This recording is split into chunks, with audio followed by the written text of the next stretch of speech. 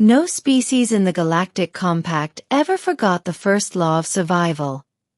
Never approach a forbidden creature. The law wasn't symbolic. It wasn't cultural.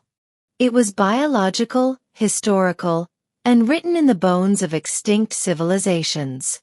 Forbidden creatures were apex nightmares, life forms so efficient at killing that entire worlds had been sterilized simply by their arrival. Even mentioning them in academic circles required sealed chambers and psychological clearance. So when the Senate Hall of Virex Prime went silent, when 800 delegates froze mid-breath, it wasn't because a war fleet had arrived. It was because a single human had entered, followed by 3 forbidden creatures. Ambassador Elias Ward walked calmly across the obsidian floor, his boots echoing in the vast chamber. He wore the standard Earth diplomatic coat, plain and unarmored, hands relaxed at his sides. Behind him padded 3 massive shapes that made hardened warlords curl their claws in terror. A Carvexian Dreadmaw, a Velthra Void Stalker, and a juvenile, but still lethal, Thronic Spine Beast. Creatures that had wiped out empires. Creatures that never coexisted. The automated defense systems of the Senate screamed warnings. Shields half-formed before collapsing under legal override panic. Several delegates fainted outright.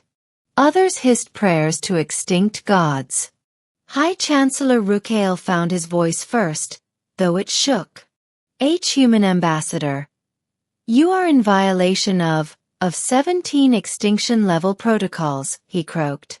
Those beings are not permitted within civilized space. Release them immediately.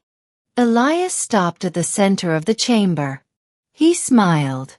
And then, to the collective horror of the galaxy, he turned around and rubbed the Dreadmaw's massive armored head. There, Elias said softly. The Dreadmaw, a creature whose roar once shattered a moon's crust, let out a low, pleased rumble and leaned into his touch. The Senate broke. Several delegates scrambled backward. One of the insectoid Wildnari shrieked and shed its skin in panic. A veteran Kesh war marshal dropped his ceremonial blade and whispered, "Impossible!" The Void Stalker curled its shadowed form closer to the human, 6 eyeless limbs folding neatly. The Spine Beast chirped, tail spikes retracting as Elias scratched beneath its plated jaw. "They're fine," Elias said gently, as if addressing nervous pets. "You're scaring them." That was the moment history pivoted. 3 months earlier, humanity had been summoned to Virex Prime under suspicion. Reports had surfaced, impossible reports, that humans were bonding with forbidden creatures. Not taming. Not enslaving. Bonding. Living alongside them. Protecting them. The compact assumed misinformation. Or madness. Until deep-range surveillance showed human colonies with Dreadmaws patrolling perimeters peacefully. Void Stalkers nesting on orbital stations. Spine Beasts being hand-fed by children wearing helmets far too big for their heads. Panic spread faster than light. If humans had weaponized forbidden creatures, the galaxy was finished. So the Senate demanded answers. What they got was Elias Ward. And the truth. "We didn't tame them," Elias said, finally turning back to face the chamber. His voice carried without amplification, calm and steady. "We didn't control them. And we definitely didn't create them." The Chancellor swallowed. "Then how?" Elias glanced at the creatures beside him, eyes soft. "We recognized them."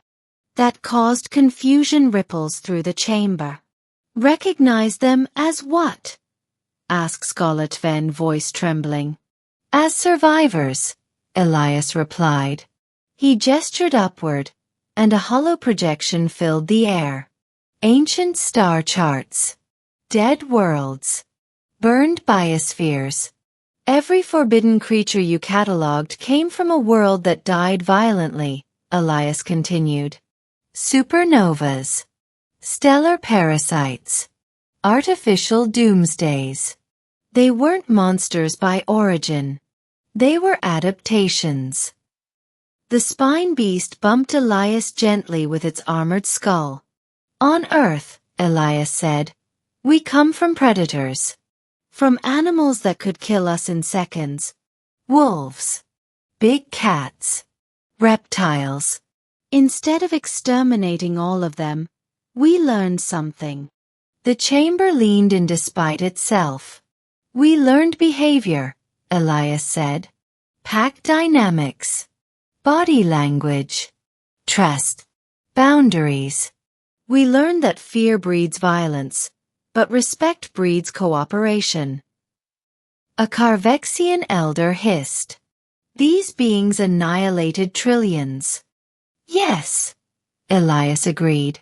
Because you met them with fleets and fire. He placed a hand on the void stalker, fingers disappearing slightly into its shadowed mass. We met them with caution, he said. With time. With empathy. And with something most of you abandoned long ago. Silence stretched. Compassion, Elias said. The dreadmaw lowered its head, enormous jaws resting inches from Elias's chest, an act of absolute trust. Gasps rippled through the Senate. These creatures don't seek destruction, Elias continued. They seek safety, territory, purpose. Same as us. The Chancellor's voice cracked. And if they turn on us? Elias looked up, eyes suddenly hard. Not angry, but resolute. Then they'll turn on us first, he said. Because that's the responsibility we accepted. He knelt down and hugged the juvenile spine beast's massive neck, its spikes flattening instinctively. We don't hide behind them, Elias said quietly. We stand with them. The vote took 6 hours. 6 hours of fear, debate, and shattered assumptions. When it concluded, the compact did something unprecedented. They rescinded the classification of forbidden creatures. They renamed them sentient extremophilic survivors. Humanity was appointed as their official diplomatic and ecological guardian.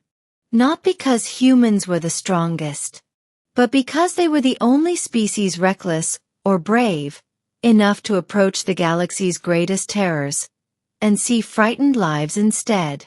Years later, children across the stars would watch archived footage of the moment. The moment when the galaxy froze in terror. The moment when a human smiled. And rubbed the heads of 3 creatures that had once ended civilizations. History would remember it not as an act of dominance, but as the day the galaxy learned that humanity's greatest weapon was never war. It was their refusal to believe that anything living was beyond understanding. And somewhere on Virex Prime, long after the Senate hall emptied, a dreadmaw would still wait patiently by the door, protecting the place where humans taught the galaxy how to stop being afraid.